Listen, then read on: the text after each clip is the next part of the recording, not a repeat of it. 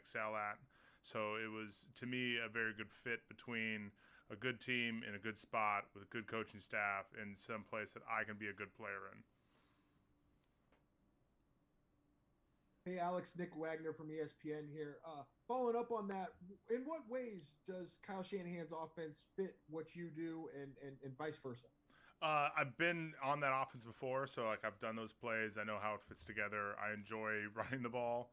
I also just know what goes into putting together an offense, and I've been part of offensive. Kyle has been a part of, and it's just it's a system that I know I do well in. That outside zone scheme, uh, it's just something that my body type, how I can move, the blocks I've done before. It's something I'm comfortable with. I know I'm good at it. I'm confident in it, and I know I can do it well.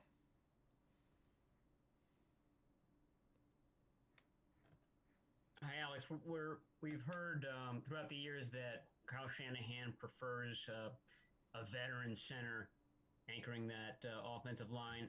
Can you explain to us what a veteran center can do that maybe a younger guy, a guy who hasn't had a lot of NFL experience, might struggle to do at least initially in his career? I qualify as a veteran, and the big difference is that as a center, you're doing a lot of directing traffic. You're doing a lot of communication with the whole offensive line. You have to have the experience of seeing the front. And why that happens is because the center generally has a very good view of the field. If you're a right tackle, you can't necessarily see everything over on the left side of the field. And a veteran center is able to see everything, to ID the front, communicate effectively. The better you can do that, the more you can get people on the same page, confident in what they're doing, and moving fast. It's also an advantage for the quarterback if the quarterback doesn't have to worry as much about some of the stuff. You can trust the center. So the better the center can direct traffic and do that stuff, the better the offense can run. And I think I'm pretty good at that. I think I've had the experience. I've seen the field. I can make some calls. I've done that before. Hey, Alex, Eric Branch with the San Francisco Chronicle. My wife went to San Marcos, but I went to Santa Barbara High, so I hope you'll accept my question. Go Royals. I, yeah, go Dons. Um, hey, was there? This was like widely predicted. Maybe months ago. Did you talk to any other teams, and kind of at what point did you have a at least total confidence or a strong sense you'd be going to the 49ers? Talked to some teams. I know, like me and my agent sat down and looked at different places that might need a center and where they were and what their teams looked like, and we kind of had a feeling for places I wanted to think about. And at this point in my career, it is kind of where do I want to play? And San Francisco was the place that made the most sense, and I'm excited to be here. Hey, Alex, it's Cam Inman of the San Jose Mercury News. You talked about the trust factor a quarterback has with the center. Have you had any interaction yet with Jimmy Garoppolo? And then also, have you had any with Trent Williams?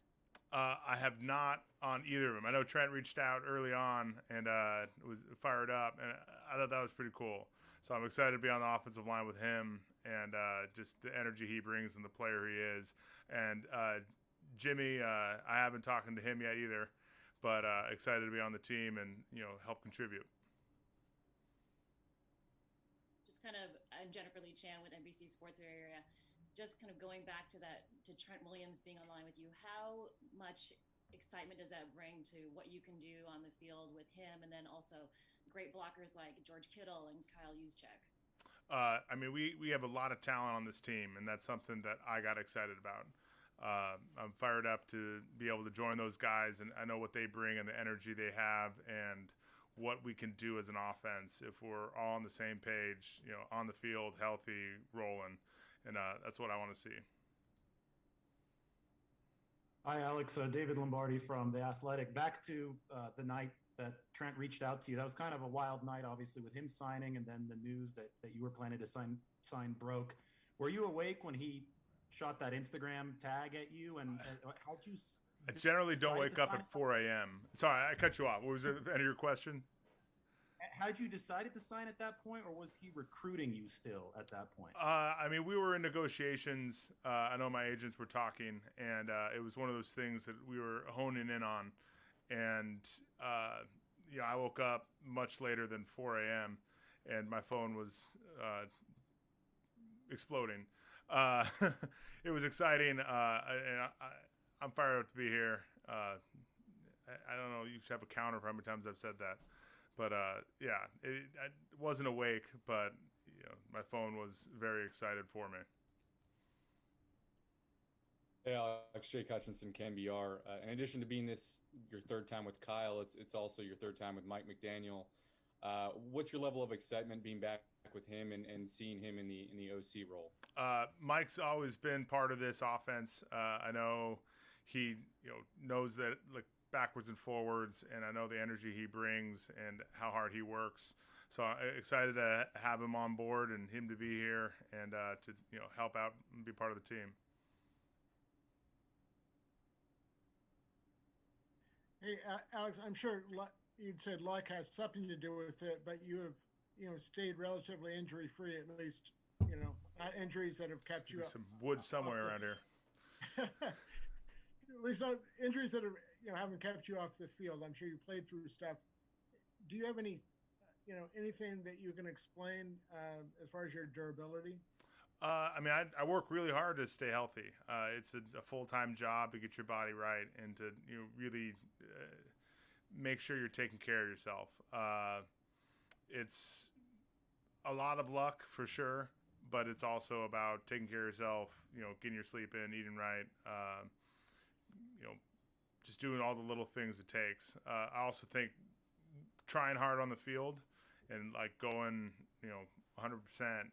Helps you kind of avoid someone rolling you up. You got time for two more for Alex, please? Alex, obviously at 35 years old and your experience level, you're not the same player you were when you broke into the league. I'm sure you've gotten better in some areas and whatever else. I know, and I don't know if you would even look at this stuff, but Pro Football Focus has had your grades kind of dropping over the last 3 years. Do you take exception to that? Where do you think you are in your career as far as where your level of play is? Yeah, I mean, I'm an older player. There's no denying that. But I do feel like I play well. I think my film has been good. I felt good doing it. I think I can be great in this system. I don't know exactly what goes into the PFF grades, but I know I can help contribute on this team. I know I can still play this game. I know I can be a good player. Alex, following up on that, a lot of accomplished offensive linemen seem to be playing later into their careers. Guys like Andrew Whitworth. Trent Williams says he wants to play till he's almost 40. Have you given thought to how much longer you want to do this, or is that a year by year proposition? I don't think I'll make it to 40. But I'm taking it, 1 year at a time, making sure I feel good, I can play good, I can be a contributor on this team. I think I played last year in Atlanta, and I felt good. I felt I could move well. I felt like I was still a really good player, and so I decided to come back in free agency and sign here. All right. Thank you, guys. Appreciate you all. Thank you.